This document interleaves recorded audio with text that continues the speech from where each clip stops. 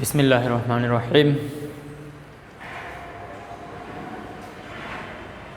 একাদশ দ্বাদশ শ্রেণীর ব্যবসায় শিক্ষা বিভাগের সুপ্রিয় শিক্ষার্থীবৃন্দ, তোমাদেরকে আজকের অনলাইন ক্লাসে স্বাগতম। আজকের আলোচ্য বিষয় হিসাব বিজ্ঞান প্রথম পত্র, উচ্চ মাধ্যমিক হিসাব বিজ্ঞান প্রথম পত্র, প্রথম অধ্যায় থেকে আমি বিগত একটি ক্লাস নিয়েছিলাম। আজকে ধারাবাহিকভাবে প্রথম অধ্যায় থেকেই অবশিষ্ট কিছু টপিকস নিয়ে আমি আলোচনা করব। আজকে টপিকসগুলো হচ্ছে হিসাব কি, হিসাবের সংজ্ঞা বা হিসাবের ধারণা, হিসাবের শ্রেণীবিন্যাস এবং হিসাব সমীকরণ। হিসাব, যার ইংলিশ প্রতিশব্দ হচ্ছে অ্যাকাউন্ট, বাংলা হিসাব বা হিসাব খাত বলা যেতে পারে। হিসাব হলো আমাদের জাবেদা, মানে হিসাব বিজ্ঞানের যে লিখিত প্রথম ধাপ জাবেদা, তার আগে ধাপগুলো কী ছিল? লেনদেন চিহ্নিতকরণ, লেনদেন বিশ্লেষণকরণ, তারপরে এই হচ্ছে লেনদেন লিপিবদ্ধকরণ, যার প্রক্রিয়ার নাম হচ্ছে জাবেদা। জাবেদায় আমরা দেখব লেনদেন, প্রত্যেকটি লেনদেনকে, প্রতিষ্ঠানের দৈনন্দিন জীবনে যত আর্থিক ঘটনা বা লেনদেন ঘটবে, প্রত্যেকটি ঘটনা বা আর্থিক ঘটনা বা লেনদেনকে দুতরফা দাখিলা পদ্ধতির নিয়ম অনুসারে দুটি পক্ষে ভাগ করা হবে। দুটি পক্ষে ভাগ করা হবে। এই যে দুটি পক্ষ, এই দুটি পক্ষের যতগুলো নাম আসবে, যতগুলো পক্ষের নাম আসবে, শিরোনাম আসবে, তাদেরকে আমরা হিসাবের শিরোনাম বলবো বা হিসাবের খাত বলবো। এরকম কোনো একটি প্রতিষ্ঠানের একটি নির্দিষ্ট হিসাবকালে একই শিরোনামের হিসাব বারবার আসবে।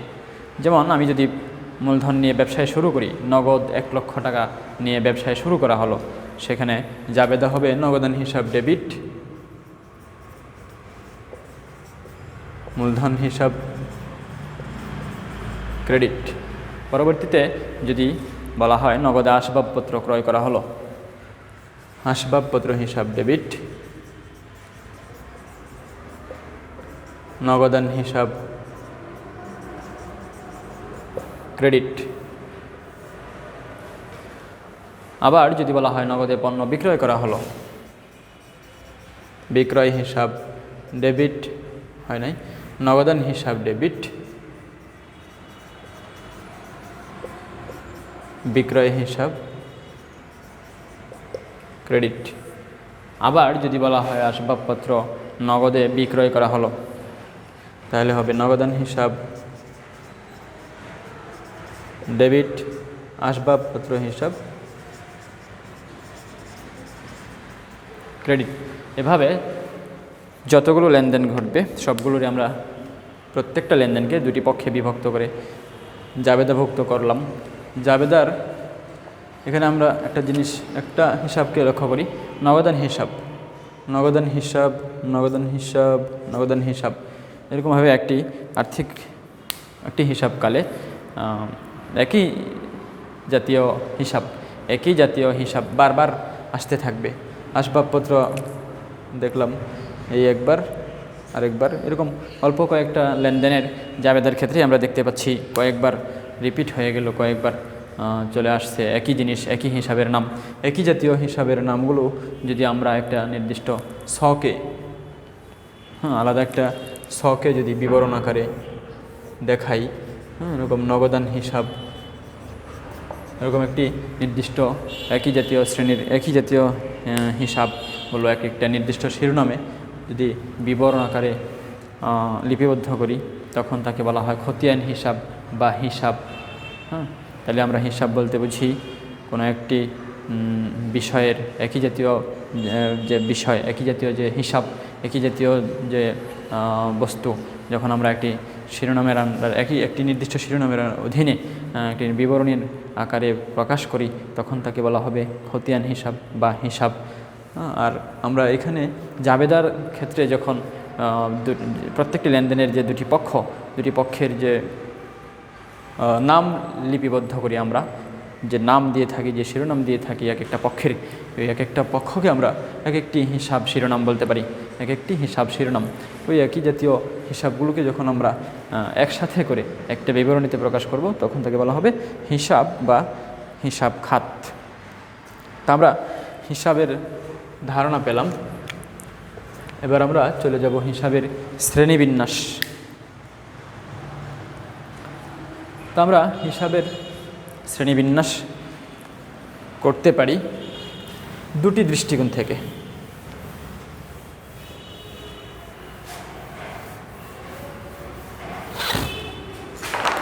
হিসাবের শ্রেণীবিন্যাস করতে পারি দুটি দৃষ্টিকোণ থেকে, একটি হচ্ছে সনাতন আর একটি হচ্ছে আধুনিক।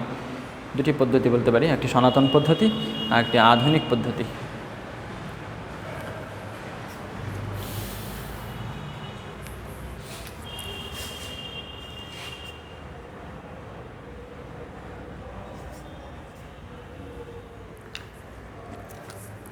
হিসাবের শ্রেণীবিন্যাস।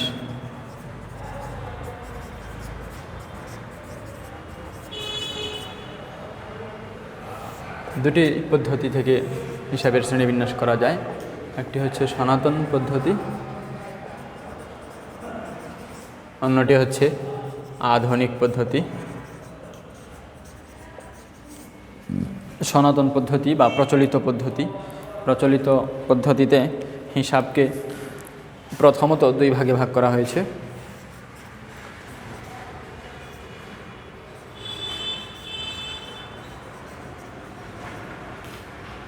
ব্যক্তিবাচক হিসাব, অব্যক্তিবাচক হিসাব। সনাতন পদ্ধতিতে প্রথমত হিসাবকে দুই ভাগে ভাগ করা হয়েছে, একটি হচ্ছে ব্যক্তিবাচক হিসাব, অন্যটি হলো অব্যক্তিবাচক হিসাব। ব্যক্তিবাচক হিসাব বলতে আমরা কি বুঝি?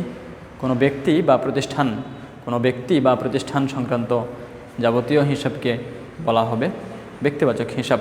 কোনো ব্যক্তি বা প্রতিষ্ঠান, ব্যক্তি একজন প্রাকৃতিক ব্যক্তি, প্রাকৃতিকভাবেই আমি একজন ব্যক্তি, এরকম যত মানুষ আছেন ব্যক্তি বলে আমরা চিহ্নিত করি, বিভিন্নজন, আমি, তুমি, তোমরা, সবাই প্রাকৃতিকভাবেই আমরা ব্যক্তি।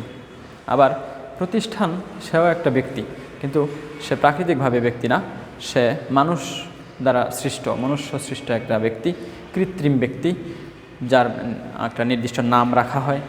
প্রত্যেকটা প্রতিষ্ঠানের একটি নিজস্ব নাম থাকে, নিজস্ব নামের সিলমোহর থাকে, নিজস্ব নামে মামলা করা যেতে পারে। ওই প্রতিষ্ঠানের নামে কেউ মামলা করতে পারে, ওই প্রতিষ্ঠানের নামে কেউ মামলা করতে পারে, আবার ওই প্রতিষ্ঠান নিজের নাম দিয়ে অন্য কারো প্রতিষ্ঠানে, অন্য কোনো ব্যক্তি বা প্রতিষ্ঠানের বিরুদ্ধে মামলা করতে পারে। একটি প্রতিষ্ঠান একজন ব্যক্তির মতোই সার্বিক কার্যক্রম করতে পারে, শুধু হাঁটাচলা করতে পারে না, মানে লেনদেন, ব্যবসায়িক কার্যক্রম একজন ব্যক্তির মতোই একটা প্রতিষ্ঠানও করতে পারে। যার কারণে একটি প্রতিষ্ঠানকে আমরা ব্যক্তি বলবো। কেমন ব্যক্তি? কৃত্রিম ব্যক্তি, বানানো ব্যক্তি, প্রাকৃতিক ব্যক্তি না। ব্যক্তি দুই প্রকার, একটা হচ্ছে প্রাকৃতিক, একটা হচ্ছে কৃত্রিম। প্রাকৃতিক ব্যক্তি বা কৃত্রিম ব্যক্তি সবাই ব্যক্তিবাচক হিসাব। কোনো ব্যক্তি বা প্রতিষ্ঠানের নামে যদি হিসাব খোলা হয় তাদেরকে বলা হবে ব্যক্তিবাচক হিসাব। তাহলে আমরা বলতে পারি ব্যক্তিবাচক হিসাবের উদাহরণ রহিম হিসাব, ঢাকা কলেজ হিসাব, নরসিংদী সরকারি কলেজ হিসাব, ঢাকা বিশ্ববিদ্যালয় হিসাব, সোনালী ব্যাংক হিসাব, সোনালী ব্যাংক লিমিটেড হিসাব, এরকম বাংলাদেশ ব্যাংক হিসাব ইত্যাদি। ব্যক্তি বা প্রতিষ্ঠানের নামে যত হিসাব খোলা হবে, ব্যক্তি বা প্রতিষ্ঠান সংক্রান্ত হিসাবগুলোকে আমরা কি বলবো? ব্যক্তিবাচক হিসাব। আরেকটি শ্রেণী হচ্ছে অব্যক্তিবাচক হিসাব। এই যে ব্যক্তি বা প্রতিষ্ঠান ছাড়া অন্য যে কোনো ধরনের হিসাবকে আমরা কি বলবো একত্রে? অব্যক্তিবাচক হিসাব। ব্যক্তিবাচক হিসাব দুই প্রকার।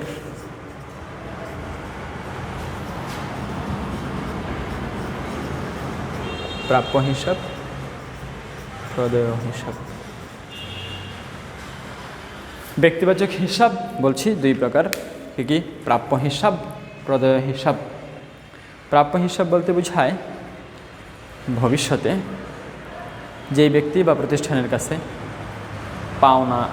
পাওয়া যাবে, ভবিষ্যতে পাওয়া যাবে, তার কাছে এখন পাওনা হলাম আমরা বা সংশ্লিষ্ট প্রতিষ্ঠান যদি অন্য কোনো প্রতিষ্ঠান বা ব্যক্তির কাছে এই মুহূর্তে যে কোনোভাবে প্রাপ্যের সৃষ্টি হয়, পাওনার সৃষ্টি হয়, মানে কোনো পণ্য বা সেবা দেওয়া হয়েছে এর বিনিময়ে, বা কোনো সম্পদ দেওয়া হয়েছে বিনিময় করা হয়েছে, এর প্রেক্ষিতে এই মুহূর্তে যদি এর বিনিময় বা মূল্য পরিশোধ করা না হয়, পরিশোধ করে না থাকে, ভবিষ্যতে একটা সময় ওই ব্যক্তি বা প্রতিষ্ঠান, যে ব্যক্তি বা প্রতিষ্ঠান এই প্রতিষ্ঠান সংশ্লিষ্ট প্রতিষ্ঠানের কাছ থেকে সেবা বা পণ্য গ্রহণ করলো বা কোনো সম্পদ গ্রহণ করলো, এখনও মূল্য পরিশোধ করে নাই, ভবিষ্যতে কোনো এক সময় পরিশোধ করবে, এই ধরনের ব্যক্তি বা প্রতিষ্ঠানকে বলা হবে প্রাপ্য হিসাব।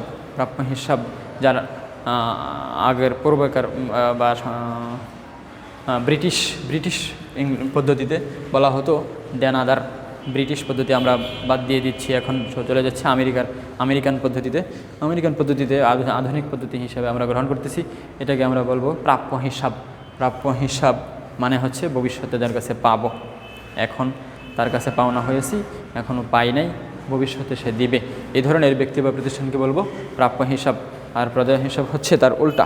প্রদেয় হিসাব হলো আমরা কারো কাছে ভবিষ্যতে দেনা দিতে হবে, এই মুহূর্তে আমি তার কাছ থেকে কোনো পণ্য বা সেবা বা সম্পদ গ্রহণ করলাম, কিন্তু এখনও তার মূল্য বাবদ বিনিময়ে কোনো কিছুই পরিশোধ করি নাই, তখন এবং ভবিষ্যতে দিব কোনো একটা নির্দিষ্ট সময়, পরবর্তী কোনো একটা সময়ে পরিশোধ করব, এরকম ব্যক্তি বা প্রতিষ্ঠানকে আমরা বলবো প্রদেয় হিসাব।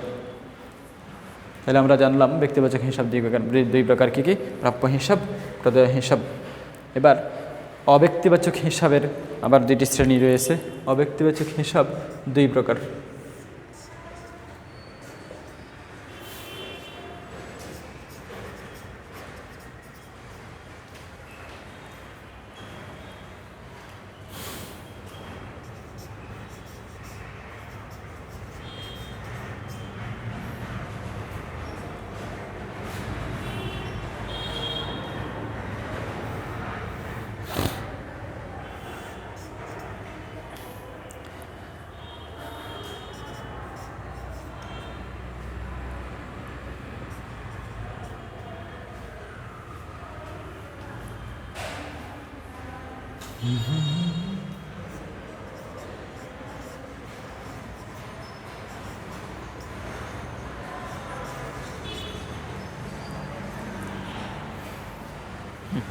অব্যক্তিবাচক হিসাব বলছি তিন প্রকার: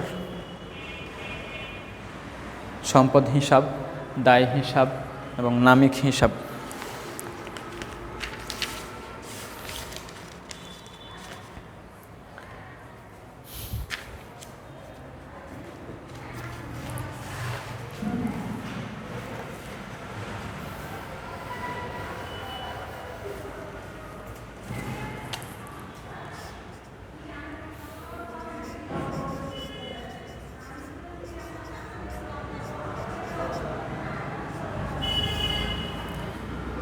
অব্যক্তিবাচক হিসাব দুই প্রকার: সম্পদ হিসাব, নামিক হিসাব।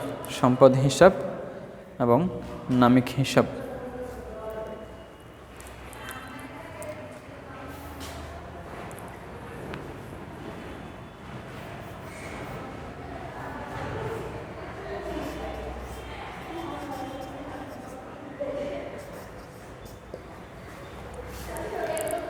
অব্যক্তিবাচক হিসাবের শ্রেণীবিন্যাসে আমরা দেখব অব্যক্তিবাচক হিসাব দুই প্রকার কী কী: সম্পত্তিবাচক হিসাব এবং নামিক হিসাব।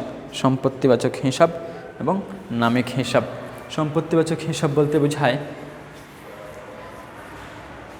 যেই বস্তু বা যেই জিনিসটি আমাদের হাতে, আমাদের নিজস্ব আয়ত্তে থাকবে, আমরা ব্যবহার করতে পারবো, সুবিধা ভোগ করতে পারবো,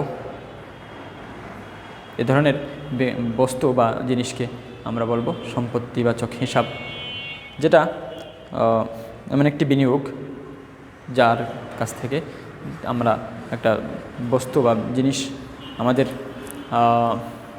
অধীনস্থ করতে পারবো এবং যার কাছ থেকে দীর্ঘমেয়াদে সুবিধা গ্রহণ করতে পারবো, এই ধরনের বিনিয়োগ বা ব্যয়কে আমরা বলবো সম্পত্তিবাচক হিসাব। যেমন সম্পত্তিবাচক হিসাবের উদাহরণ হলো দালান কোঠা, ভূমি, আসবাবপত্র, কলকব্জা, যন্ত্রপাতি ইত্যাদি আমাদের প্রচলিত যে সম্পদগুলোর প্রধান যে সম্পত্তির উদাহরণ, এগুলোর মধ্যে এগুলো পাওয়া যাবে। তারপরে আমরা নামিক হিসাব পরবর্তী দেখতে পাবো। নামিক হিসাব অব্যক্তিবাচকের আরেকটি শ্রেণী হচ্ছে নামিক হিসাব। তো নামিক হিসাব এর আরেকটি নাম হচ্ছে আয় ব্যয়বাচক হিসাব। নামিক হিসাবের অন্য আরেকটি নাম হলো আয় ব্যয় বাচক হিসাব। আয় ব্যয়বাচক হিসাব যখন বলবো তখন বুঝতে আরও সহজ হবে। আয় ব্যয় প্রতিষ্ঠানের মালিকানা সত্ত্বের পরিবর্তন ঘটায়, মালিকানা সত্ত্বের হ্রাস বৃদ্ধি ঘটায় যেসব ঘটনা দ্বারা, যেসব হিসাব দ্বারা, তাদেরকে বলা হবে আয় ব্যয়বাচক হিসাব বা নামিক হিসাব।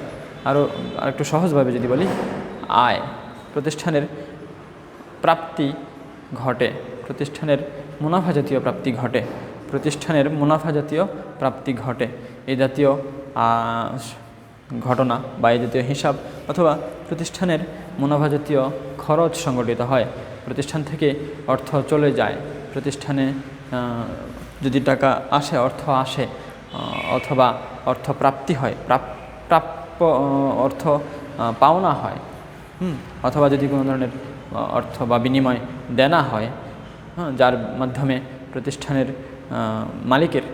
মালিকের অধিকার সৃষ্টি হয়, এই জাতীয় প্রাপ্তি বা প্রাপ্য প্রদান বা প্রদেয় যে হিসাবগুলো, তাদেরকে বলা হবে আয় ব্যয়বাচক হিসাব। তো আমরা আয় ব্যয়বাচক হিসাবকে একসাথে বলতে পারি নামিক হিসাব। নামিক হিসাবের অন্য নাম বলছি আয় ব্যয়বাচক হিসাব। আয় ব্যয়বাচক হিসাব নাম থেকে আমরা দেখতে পাচ্ছি আরেকবার শ্রেণীবিন্যাস করা যেতে পারে। একটি হচ্ছে আয় হিসাব, আরেকটি হচ্ছে ব্যয় হিসাব। আয়বাচক হিসাব, ব্যয়বাচক হিসাব।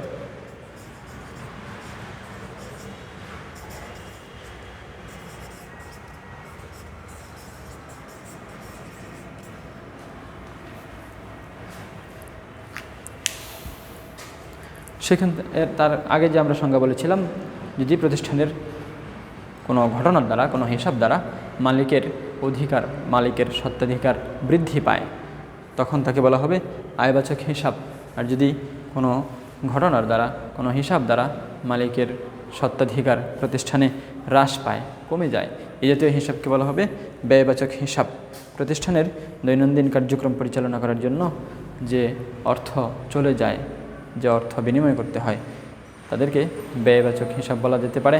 আর প্রতিষ্ঠানের কার্যক্রম থেকে যে অর্থ আগমন ঘটে বা যে প্রাপ্যের সৃষ্টি হয়, এদেরকে আমরা বলতে পারি আয়বাচক হিসাব।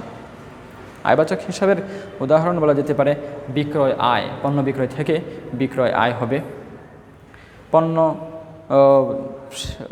ক্রয় বিক্রয়কারী প্রতিষ্ঠান ছাড়া যদি সেবা দানকারী প্রতিষ্ঠান হয়, তাহলে সেবা আয়, সেবা রাজস্ব আয়, সেবা প্রদান থেকে আয়।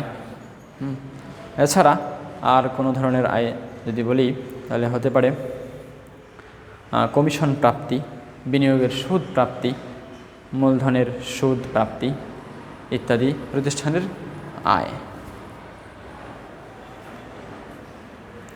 মূলধনের সুদ প্রাপ্তি ঘটে না, মূলধনের সুদ প্রদান হয়, মূলধনের সুদ হবে ব্যয়, আর উত্তোলনের সুদ প্রাপ্তি হবে আয়।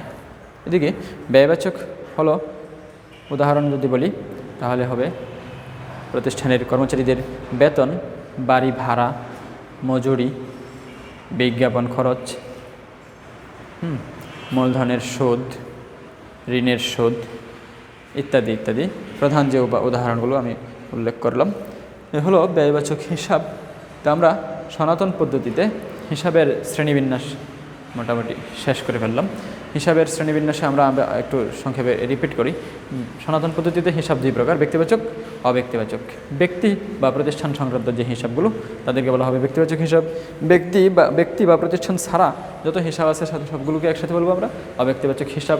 ব্যক্তিবাচক হিসাব দুই প্রকার, প্রাপ্য হিসাব, প্রদেয় হিসাব। প্রাপ্য হিসাব হলো যাদের কাছে আমরা পাবো, যাদের কাছে আমরা পাও না। প্রদেয় হিসাব হলো যারা আমাদের কাছে পাবে, যাদের কাছে আমরা দেনা আমরা দিতে হবে, প্রদেয়। আর অব্যক্তিবাচক হিসাব আবার দুই প্রকার, সম্পত্তিবাচক হিসাব, নামিক হিসাব। সম্পত্তিবাচক হিসাব হচ্ছে কোনো একটি বিনিয়োগের বিনিময়ে, কোনো একটি খরচের বিনিময়ে যদি দীর্ঘমেয়াদী সুবিধা পাওয়ার মতো কোনো একটি বস্তু বা জিনিসের প্রাপ্তি ঘটে, আমাদের অধীনস্থ হয়, হ্যাঁ, যেখান থেকে আমরা দীর্ঘ সময় ধরে সুবিধা পাব, এই ধরনের বিনিয়োগ থেকে এই ধরনের বিনিয়োগকে আমরা কি বলবো? সম্পত্তিবাচক হিসাব। উদাহরণ বলেছিলাম দালান কোঠা, ভূমি, কলকবজা, যন্ত্রপাতি, আসবাবপত্র ইত্যাদি ইত্যাদি। তারপরে আরেকটি শ্রেণী হচ্ছে নামিক হিসাব, যার আরেকটি নাম হলো আয় ব্যয়বাচক হিসাব। নামিক হিসাব, আয় ব্যয়বাচক হিসাব বলতে বোঝায় যে হিসাবে আয় এবং ব্যয় ইত্যাদি আয়বাচক এবং ব্যয়বাচক হিসাবগুলো সংরক্ষণ করা হয়। অথবা অন্যভাবে যদি বলি, মালিকানা স্বত্বাধিকার ভারে বা কমে, হ্রাস বা বৃদ্ধি পায়, এই জাতীয় যে হিসাবগুলো, এই ধরনের হিসাবগুলোকে একসাথে বলবো নামিক হিসাব বা আয় ব্যয়বাচক হিসাব। নামিক হিসাব বা আয় ব্যয়বাচক হিসাব আবার দুই প্রকার: আয়বাচক হিসাব, ব্যয়বাচক হিসাব। যাবতীয় আয়গুলোকে আমরা যে হিসাব খাতে হিসাবভুক্ত করব তাদেরকে বলবো আয়বাচক হিসাব। যাবতীয় ব্যয়গুলোকে যেই হিসাব খাতে হিসাবভুক্ত করব তাদেরকে বলবো ব্যয়বাচক হিসাব। অন্যভাবে বলতে পারি, যেই হিসাবগুলোর দ্বারা, যেই ঘটনার দ্বারা, যেই লেনদেন দ্বারা মালিকের স্বত্বাধিকার প্রতিষ্ঠানে বৃদ্ধি পায়, এই জাতীয় হিসাবগুলোকে আমরা যে হিসাব খাতে রাখবো তাকে বলা হবে আয়বাচক হিসাব। অন্যদিকে মালিকের স্বত্বাধিকার হ্রাস পায়, কমে যায়, যেই ঘটনার দ্বারা, যেই হিসাব দ্বারা, এই ধরনের হিসাব খাতগুলোকে একসাথে কি বলবো? ব্যয়বাচক হিসাব। ব্যয়বাচক হিসাবের উদাহরণ বলেছিলাম বিক্রয় হিসাব, কমিশন প্রাপ্তি হিসাব, বিনিয়োগের সুদ প্রাপ্তি হিসাব, উত্তোলনের সুদ হিসাব ইত্যাদি, অথবা সেবা আয় হিসাব। অন্যদিকে ব্যয়বাচক হিসাবের উদাহরণ বলেছিলাম বেতন হিসাব, ভাড়া হিসাব, মজুরি হিসাব, বিজ্ঞাপন হিসাব ইত্যাদি ইত্যাদি। তো আমরা দেখি সনাতন পদ্ধতিতে হিসাব মোট কয় প্রকার? 1, 2, 3, 4, 5। সনাতন পদ্ধতিতে হিসাব মোট 5 প্রকার: প্রাপ্য হিসাব, প্রদেয় হিসাব, সম্পত্তিবাচক হিসাব, আয়বাচক হিসাব, ব্যয়বাচক হিসাব। মানে সর্বশেষ যে হিসাবের নামগুলো আসছে তাদেরকে আমরা নিয়ে যদি হিসাব করি তাহলে মোট কয়টা পাই? 5টি। সনাতন পদ্ধতিতে হিসাব মোট 5 প্রকার। সনাতন পদ্ধতিতে প্রথমত হিসাব 2 প্রকার। সনাতন পদ্ধতিতে প্রথমত হিসাব কয় প্রকার? 2 প্রকার। সনাতন ব্যক্তিবাচক, অব্যক্তিবাচক। মোট কয় প্রকার? 5 প্রকার। কী কী? প্রাপ্য হিসাব, প্রদেয় হিসাব, সম্পত্তিবাচক হিসাব, আয়বাচক হিসাব, ব্যয়বাচক হিসাব। তাহলে আমরা হিসাবের শ্রেণীবিন্যাসের একটি দিক থেকে, একটি পদ্ধতি থেকে আলোচনা শেষ করলাম। অন্য পদ্ধতি হচ্ছে আধুনিক পদ্ধতি, যার অন্য একটি নাম হচ্ছে সমীকরণ পদ্ধতি বলা যেতে পারে। সমীকরণ পদ্ধতি বলার কারণ হচ্ছে আধুনিককালে হিসাব বিজ্ঞানীগণ হিসাব সমীকরণের ভিত্তিতে হিসাবকে শ্রেণীবিন্যাস করেছেন, যার কারণে এই সমীকরণের ভিত্তিতে করা হয়েছে বলে এটাকে বলা হচ্ছে সমীকরণ পদ্ধতি। আর এটা আধুনিককালে হিসাব বিজ্ঞানীরা করেছেন বলে এটা আধুনিক পদ্ধতি। তাহলে আমরা আধুনিক পদ্ধতির আরেকটি নাম জানলাম কি? সমীকরণ পদ্ধতি। তাহলে আমরা সমীকরণ পদ্ধতি জানার জন্য, সমীকরণ পদ্ধতিতে হিসাবের শ্রেণীবিন্যাস জানতে হবে, তার আগে আমাদের ধারণা নিয়ে আসতে হবে হিসাব সমীকরণ সম্পর্কে। তা আমরা হিসাব সমীকরণ সম্পর্কে জানবো এখন।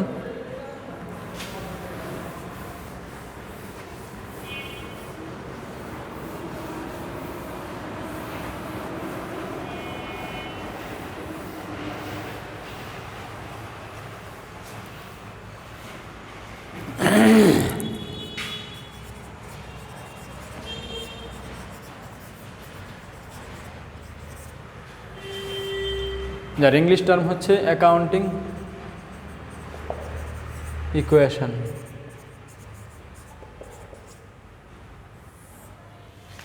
হিসাব সমীকরণ, আমরা যদি গণিতের ধারণায় বলি সমীকরণ বলতে কি বুঝি?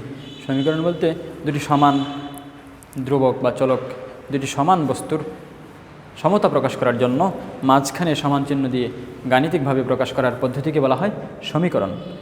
দুটি সমান বস্তু, দুটি একই মানের বস্তুকে যখন আমরা, তাহলে সমীকরণ হলো দুটি সমান জিনিসকে যখন আমরা গাণিতিকভাবে অপেক্ষকের ধারা, গাণিতিকভাবে মাঝখানে সমান চিহ্ন দ্বারা প্রকাশ করব তাকে বলা হবে সমীকরণ। আর হিসাব সমীকরণ বলতে কি বোঝায়? হিসাব সমীকরণ হলো হিসাব বিজ্ঞানের একটি ধারণা, যেটি এমন যে কোনো প্রতিষ্ঠান এর কোনো একটি সময়ের মোট সম্পদের পরিমাণ এবং ওই সম্পত্তিগুলোর উপর বিভিন্ন পক্ষের মোট দাবির মোট পরিমাণ সমান, এই ধারণাটিকে যখন সমীকরণ আকারে প্রকাশ করা হয় তখন তাকে বলা হয় হিসাব সমীকরণ। বলছি, কোনো সম্পত্তির উপর বিভিন্ন পক্ষের দাবি থাকবে, একটি সম্পত্তির কোনো প্রতিষ্ঠানের যতগুলো সম্পদ আছে সবগুলোর সম্পত্তির উপর কারো না কারো অধিকার আছে। অধিকার নাই এমন কোনো সম্পদ থাকবে না। কোনো সম্পত্তির উপর কোনো প্রতিষ্ঠানের মোট সম্পত্তিগুলোর উপর কোনো একটা অংশের উপর থাকবে মালিকের অধিকার, মালিক নিয়ে আসছে। আবার কোনো একটা অংশের উপর থাকবে ঋণদাতার অধিকার, মানে ঋণ করে ওই সম্পত্তি ক্রয় করা হয়েছে। আবার কোনো একটা অংশের উপর দাবি থাকবে পাওনাদারের, মানে বাকিতে ক্রয় করা হয়েছে। তাহলে এরকম কোনো প্রতিষ্ঠানের যতগুলো সম্পত্তি আছে ওই সম্পত্তিগুলোর উপর বিভিন্ন পক্ষের দাবি রয়েছে। এই বিভিন্ন পক্ষের দাবির পরিমাণগুলো যদি আমরা একসাথে করি তাহলে যা পরিমাণ আসবে মোট, আর সম্পত্তিগুলোর মোট মূল্য যা নির্ণয় করি সেখানে যা আসবে ওই দুটো অবশ্যই সমান হবে। যেমন সম্পদ যদি হয় 1 লক্ষ টাকার, মোট সম্পদ যদি হয় 1 লক্ষ টাকার, এদের উপর বিভিন্ন পক্ষের দাবি যদি ধরি, ঋণদাতার দাবি আছে 30,000 টাকার, ঋণ করে সম্পত্তি ক্রয় করা হয়েছিল। আবার মালিক নিয়ে আসছে 60,000 টাকা, তাহলে 60,000 টাকা মূল্যের দাবি আছে কার? মালিকের সম্পত্তির উপর।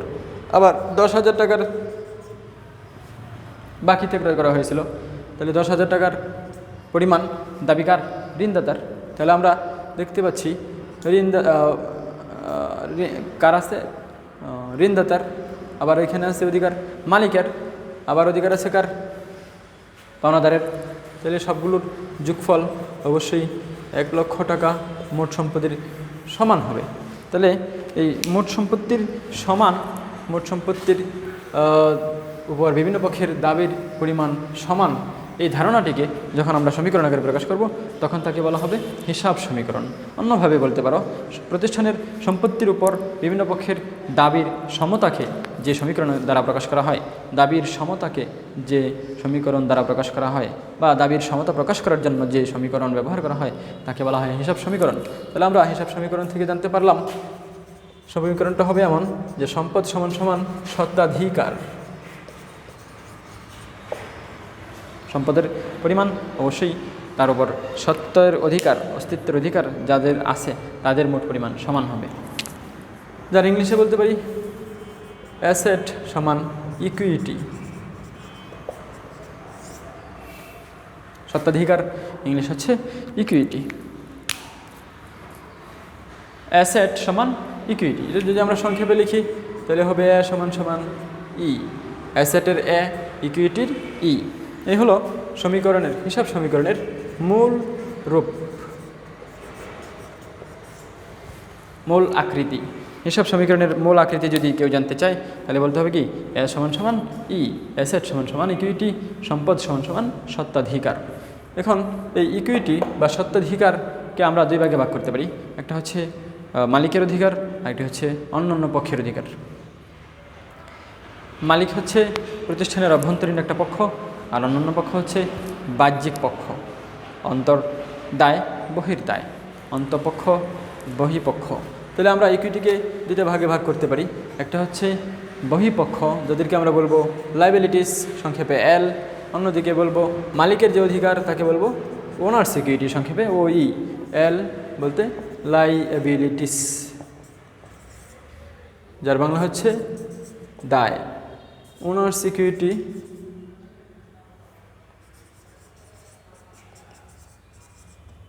সংক্ষেপে বলছি ওই, মালিকের অধিকার। ওনার্স মানে মালিক, ইকুইটি মানে অধিকার, মালিকের অধিকার। তাহলে আমরা দেখতে পাচ্ছি ইকুইটিকে 2 ভাগ করে পেয়ে যাই এল প্লাস ও ই। তখন সমীকরণটি দাঁড়ায় এ সমান এল প্লাস ও ই, এল প্লাস ও ই, এ সমান এল প্লাস ও ই। এটা হচ্ছে সমীকরণের সংক্ষিপ্ত রূপ।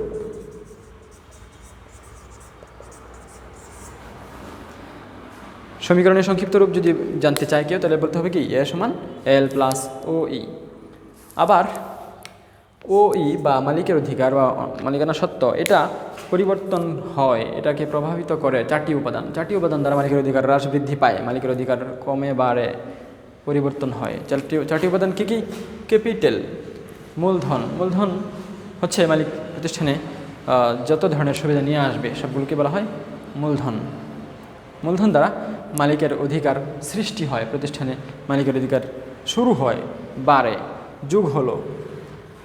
আবার প্রতিষ্ঠানে পরিচালনা থেকে যত আয় হবে সব কে খাবে, কে নেবে, কার অধিকারে থাকবে? মালিকের অধিকারে থাকবে। তাহলে এর দ্বারা, আয় দ্বারা, রেভিনিউ দ্বারা মালিকের অধিকার বৃদ্ধি।